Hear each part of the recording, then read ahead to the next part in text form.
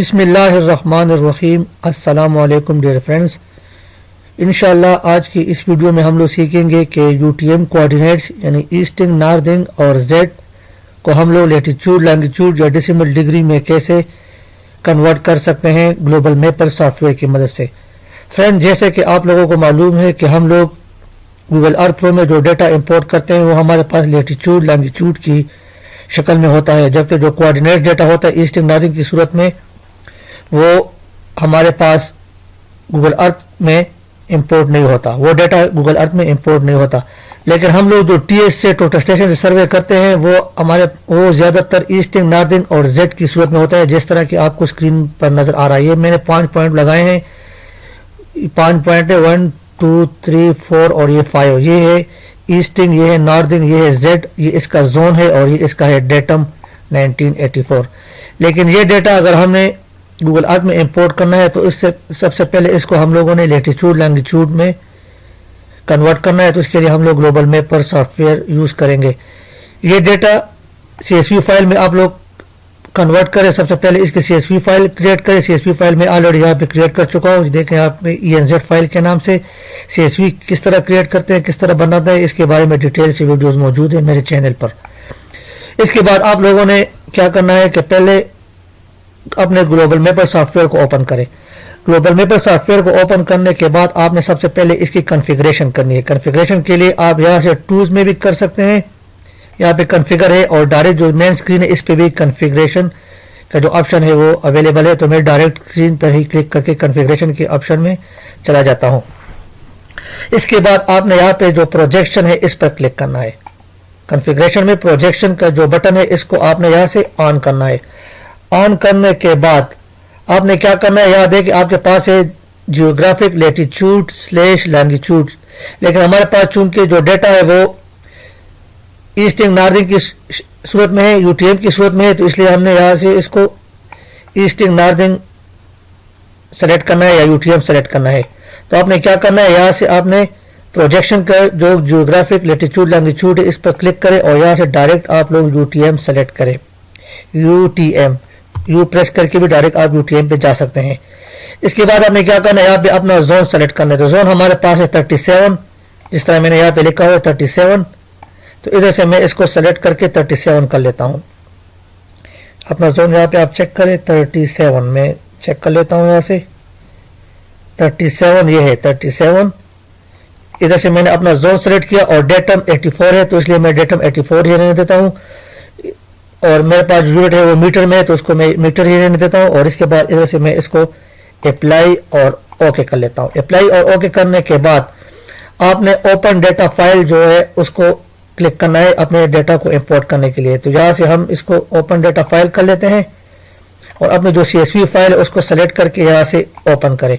Open करने के बाद देखिए आपने यहाँ से इंपोर्ट टैब में सबसे पहला जो है point only all features are point, ये सेलेक्ट करना है। आपके पास इस तरह का ऑप्शन होगा, लेकिन आपने जो पहले वाला ऑप्शन है पॉइंट ओनली ऑल पॉइंट्स, इसको आपने सेलेक्ट करना है। और इसके बाद इधर से आपने सिंपली ओके करना है। ओके करें। ओके करने के बाद आपके पास एक मैसेज आ जाएगा, इसको आप यहाँ से ओके करें। ओके करने के बाद हमारे पास select projection for ENZ file के नाम से एक और विंडो ओपन हो जाएगी। ये हमें बताएगा कि आपका जोन ये है, आपका जो प्रोजेक्शन है वो UTM में है, डेटम आपका ये है और मीटर आपका जो यूनिट है वो मीटर में है।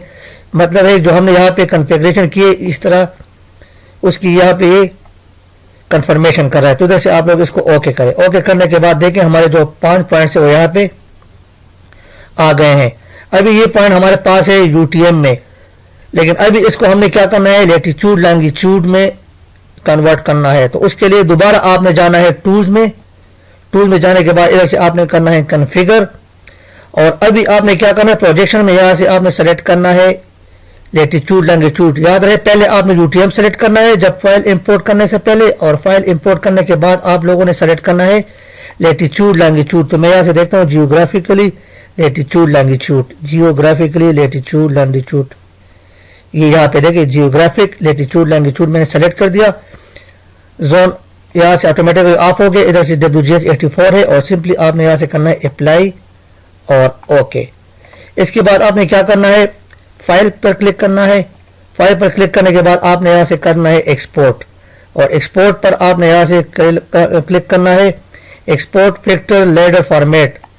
और इसके बाद आपने यहाँ से क्या करना है, अपने जो टाइप है CSV वो सेलेक्ट करना है, CSV।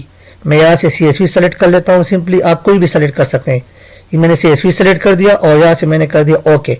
ओके करने के बाद इधर आपने किसी किस्म की कोई चेंजिंग नहीं करनी, सिंपली आपने यहाँ से ओके करना है।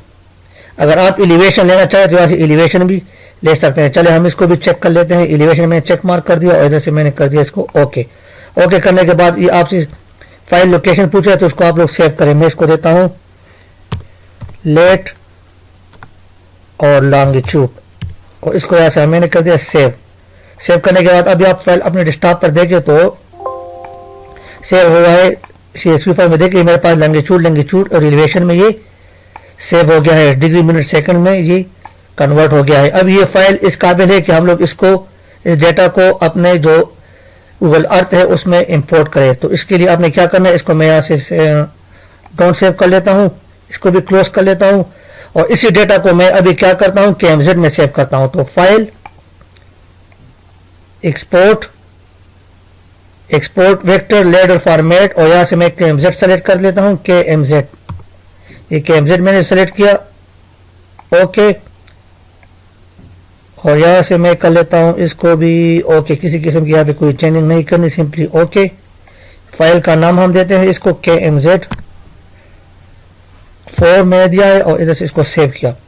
सेव करने के बाद अभी आप डेस्कटॉप पे देखेंगे, ये मैंने यहाँ पे डेस्कटॉप पे इसको मैं क्लिक कर लेता हूँ। देखिए मुझे अपनी लोकेशन पे गूगल अर्थ पे ऑटोमेटिकली ले जाएगा। ये देखिए अभी थोड़ा सा टाइम लेगा।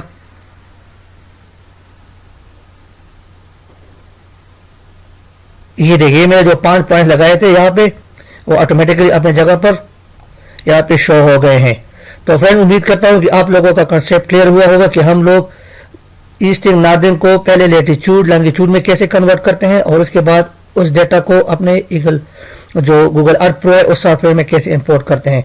इंशाल्लाह नेक्स्ट वीडियो में मैं आप लोगों को बताऊंगा कि ईस्टर्न नॉर्दर्न और जेड को हम लोग एक्सेल शीट के जरिए कैसे लैटिट्यूड लॉन्गिट्यूड में कन्वर्ट करते हैं। इंशाल्लाह मिलते हैं नेक्स्ट वीडियो में। Thanks for watching. अल्लाह हाफिज़।